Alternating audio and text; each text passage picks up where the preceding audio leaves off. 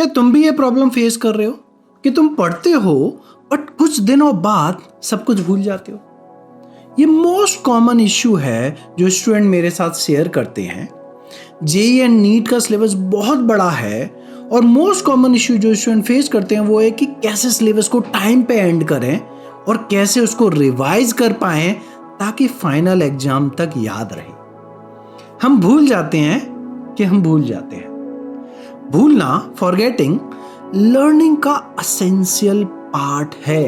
तुम्हें सुनकर सरप्राइज होगा कि एक्चुअली जिस इंफॉर्मेशन या कॉन्सेप्ट को तुम थोड़ा भूल जाते हो उसके बाद जब तुम उसको रिवाइज करते हो तो वो मेमोरी में बेटर स्टोर होता है और उसको तुम ज्यादा टाइम तक याद रख सकते हो। क्या बोला तूने? इस टेक्निक को बोलते हैं स्पेस रिपीटिशन। और अगर तुम इस टेक्निक को रिवीजन में यूज करोगे तो रिसर्च कहती है कि तुम्हारी मेमोरी 3 टाइम्स तक इंप्रूव हो सकती है। Let's go. It's go time. I am pumped. Let's understand space repetition and how to apply it in study habits.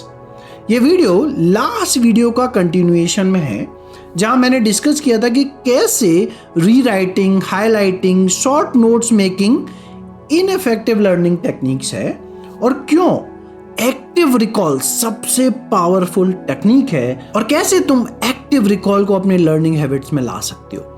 अगर वो वीडियो तुमने अभी तक नहीं देखा है तो इस वीडियो के तुरंत बाद उसको देख लो और चैनल को सब्सक्राइब कर लो क्योंकि next video third most powerful learning technique के बारे में होगा जो तुम्हारी प्रॉब्लम सॉल्विंग एबिलिटी को 10x कर देगा, जिसका नाम है डेलिब्रेट प्रैक्टिस। कर दो यार, तुम्हारे पैसे थोड़ी ना कट रहे हैं, कर दो। इस वीडियो में पहले मैं स्पेस रिपीटिशन के कॉन्सेप्ट को समझाऊंगा और उसके पीछे के एविडेंस शेयर करूंगा। एंड में मैं डिटेल में समझाऊंगा कि कैसे तुम अपनी लर्निंग में स्पेस रिपीटिशन को इंप्लीमेंट कर सकते हो। क्या है स्पेस रिपीटिशन? स्पेस रिपीटिशन का मतलब है, जैसा कि नाम से समझ में आता है, कि किसी भी टॉपिक को रिवीजन में, रिपीटिशन में गैप रखना, स्पेस देना। ये क्रैमिंग का अपोजिट है जो एक काफी पॉपुलर रिवीजन टेक्निक है, स्पेसिफिकली जो बोर्ड और कॉलेज स्टूडेंट्स होते हैं। क्रैमिंग का मतलब होता है कि एक ही कॉन्सेप्ट को बार बार पढ़ते रहना जब तक कि वो याद ना हो जाए। जनरली स्टूडेंट ये एग्जाम से एक दिन पहले करते हैं ताकि नेक्स्ट डे एग्जाम में अच्छा कर सके। इसी को हमारी लैंग्वेज में रट्टा मारना बोलते हैं। मैं भी अपने टाइम पे कॉलेज में यही करता था। एग्जाम से एक दिन पहले नाइट आउट मारो, नेक्स्ट डे एग्जाम दे आओ। बट ये जेईई नीट प्रिपरेशन में नहीं चल सकता क्योंकि क्रैमिंग से याद की हुई चीजें शॉर्ट टर्म के लिए याद रहती हैं बट कुछ टाइम बाद तुम सब भूल जाते हो। इसीलिए मुझे कॉलेज टाइम में मैंने क्या पढ़ा था बहुत ही कम याद है। JEE NEET long term game है, इसीलिए क्रैमिंग जेईई नीट प्रिपरेशन में बिल्कुल भी यूजफुल नहीं होती फॉर 2 रीजन। जेईई नीट का सिलेबस काफी बड़ा है तो इवन 1 मंथ के सिलेबस को भी तुम टेस्ट से एक रात पहले रट्टा नहीं मार सकते। सेकंड, जो पार्ट तुम याद कर भी पाओगे वो कुछ दिनों बाद भूल जाओगे, जबकि हमें कॉन्सेप्ट्स को, फैक्ट्स को लॉन्ग टर्म के लिए याद रखना है। तो लॉन्ग टर्म मेमोरी के लिए जो टेक्निक वर्क करती है वो है space repetition. Space repetition technique ये है कि तुम अपने कॉन्सेप्ट या जो फैक्ट को तुम याद रखना चाहते हो उनको रिवाइज करो बट कुछ टाइम इंटरवल के बाद। दैट मीन्स रादर देन मैं एक टॉपिक को एक ही दिन में 5 बार पढ़ूं, मैं उसको स्प्रेड करूंगा 5 अलग अलग दिन में और कंटिन्यूअसली गैप को बढ़ाते जाऊंगा। अगर ऐसा करूं तो इफेक्टिवली मैं सेम टाइम डिवोट करूंगा बट वो कॉन्सेप्ट मुझे बेटर याद हो पाएंगे और लॉन्ग टर्म तक याद रहेंगे। अगर तुम रियली साइंस के स्टूडेंट हो तो तुम्हारा क्वेश्चन होगा कि सर ऐसा क्यों होता है? इसके पीछे रीजन है फॉरगेटिंग कर्व। फॉरगेटिंग कर्व का कॉन्सेप्ट सबसे पहले 1800 के साइकोलॉजी लिटरेचर में मेंशन होता है। तुम सबने ये खुद भी एक्सपीरियंस किया होगा कि जब तुम कुछ रिवाइज करते हो और एक हफ्ते बाद तुम देखते हो कि वो टॉपिक तुम्हें याद नहीं है, इसी को बोलते हैं फॉरगेटिंग कर्व। ये फॉरगेटिंग कर्व का ही रिजल्ट है जो बताता है कि हम एक्सपोनेंशियल रेट से चीजों को भूलते हैं। स्पेस रिपीटिशन का फायदा ये होता है कि जब भी हम फॉरगेटिंग कर्व को इंटरप्ट करते हैं तो ब्रेन को ये रियलाइज होता है कि इंफॉर्मेशन इंपॉर्टेंट है और वो उस इंफॉर्मेशन को मेमोरी में और अच्छी तरह स्टोर करता है, जिससे वो इंफॉर्मेशन और ज्यादा टाइम तक स्टोर रहती है। मतलब नेक्स्ट डिवीजन से पहले इंफॉर्मेशन को थोड़ा भूल जाना एक्चुअली में हेल्प करता है और उसको लॉन्ग टर्म के लिए याद रखता है। तो तुम्हें समझना होगा कि तुम अगर चीजों को भूल रहे हो तो ये बहुत नॉर्मल है और actually forgetting is part of learning process.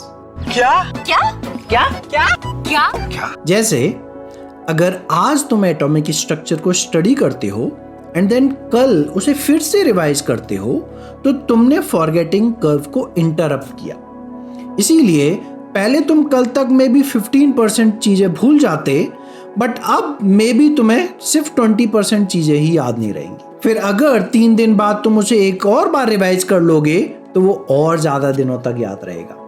इसके सपोर्ट में एक 2011 की एक इंटरेस्टिंग स्टडी है जो स्पेस रिपीटिशन के बेनिफिट को बहुत अच्छी तरह शो करती है। इस स्टडी में साइंटिस्ट ने स्टूडेंट को 4 ग्रुप में डिवाइड किया और उन्हें स्वाहिली वर्ड्स और उनके मीनिंग्स को याद रखने को बोला। एक ग्रुप ने सिर्फ वर्ड्स को एक बार पढ़ा और उनका ये रिजल्ट था, और जैसा कि तुम देख सकते हो उन्होंने बहुत अच्छा नहीं किया। ये वही है जो तुम एक्सपेक्ट करोगे। अगर तुम न्यू लैंग्वेज के वर्ड की एक लिस्ट देखो तो कोई भी बहुत ज्यादा याद नहीं रख सकता। दूसरे ग्रुप ने हर वर्ड को एक बार देखा और फिर हर वर्ड को एक बार रिकॉल किया और फिर उनकी टेस्ट की परफॉर्मेंस ये थी। जैसा कि तुम देख सकते हो कि सिर्फ एक बार वर्ड को रिकॉल करने से परफॉर्मेंस बहुत इंप्रूव हो गई। यही हम पहले वीडियो में एस्टैब्लिश कर चुके हैं। एक्टिव रिकॉल बहुत बहुत बहुत पावरफुल टेक्निक है। थर्ड ग्रुप ने भी वर्ड्स को रिकॉल किया जो उन्होंने पढ़े थे, लेकिन हर रिकॉल के बाद तुरंत उन्होंने वही वर्ड फिर से रिकॉल किए। तो उन्होंने सेम वर्ड्स को मल्टीपल टाइम रिकॉर्ड किया आगे बढ़ने से पहले, और ये उनका रिजल्ट था। तो तुम देख सकते हो कि सिर्फ एक बार रिकॉल करने वालों के मुकाबले ज्यादा फर्क नहीं आया। सबसे इंटरेस्टिंग रिजल्ट आखिरी ग्रुप का था।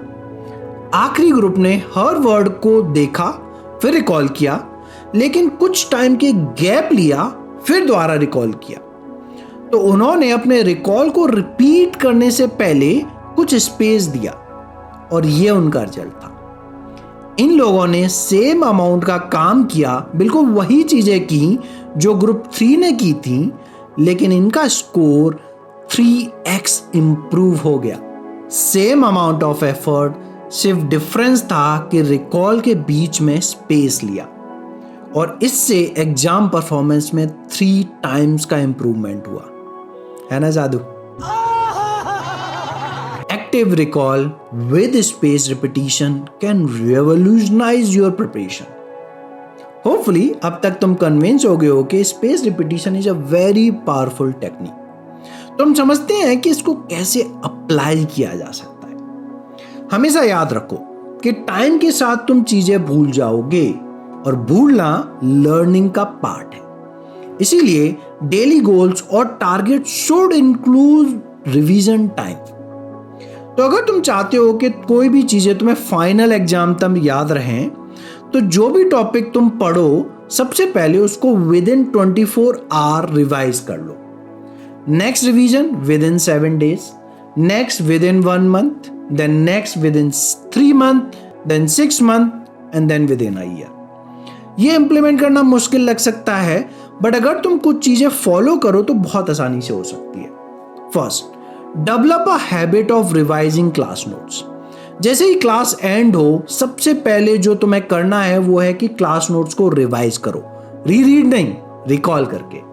काफी स्टूडेंट डायरेक्टली प्रॉब्लम सॉल्विंग में जंप कर जाते हैं, बट अगर तुमने रिवीजन नहीं किया तो नेक्स्ट डे तक तुम्हें बहुत कम चीजें याद रहेंगी। सेकेंड, वीक में एक दिन सिर्फ रिवीजन के लिए असाइन करो। नॉर्मली संडे को क्लासेस नहीं होती हैं, तो संडे इज रिवीजन डे। इस दिन में लास्ट वीक में तुमने जो भी पढ़ा था उसको रिवाइज करो। कुछ भी नया नहीं पढ़ना है, सिर्फ revision. Third, make a study calendar. कोई डेट वाली डायरी ले लो या कैलेंडर जिसमें डेट्स के पास स्पेस होता है।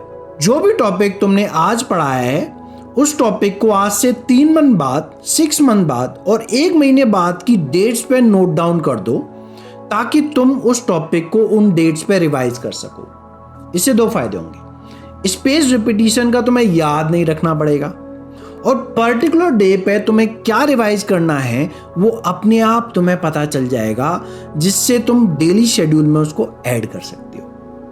तो हाँ, ये है space repetition in a nutshell. Apply this technique and see wonders. Happy learning. मिलते हैं।